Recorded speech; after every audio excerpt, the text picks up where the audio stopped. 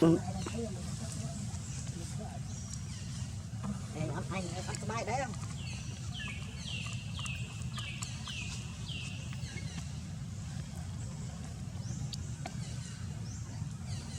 chặt đây thôi hai từ từ anh thích nhau thì được chứ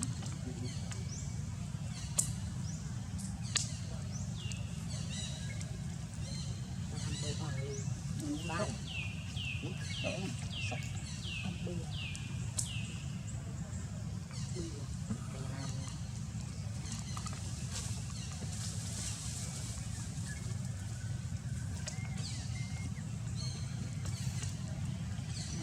đây tam tập piang mà tăng cái piang lệch không crom đây nên nó tập bóng tôi đâu bỏ lên đây nó cái đấy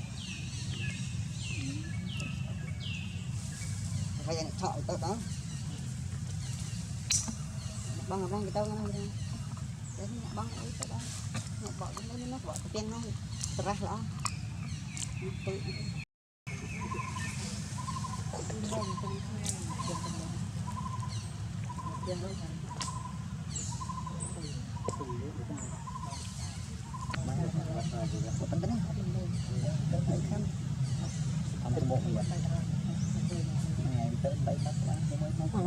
rồi thì này thọ về này khét thọ đấy không?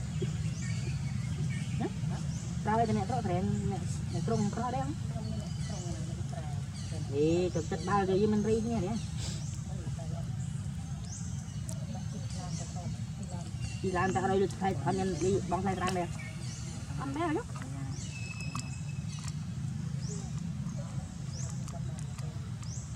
À lui 400 phèn nó lui ơi đi.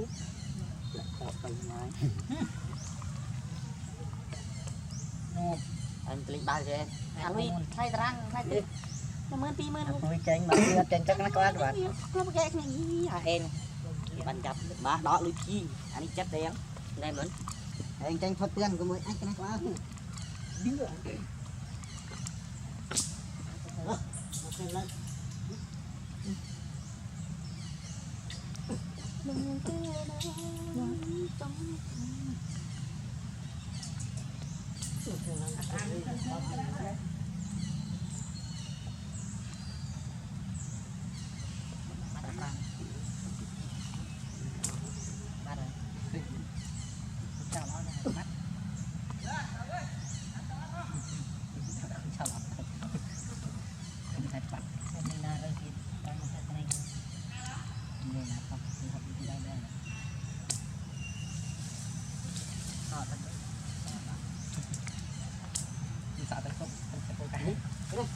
Đừng ra con cái này.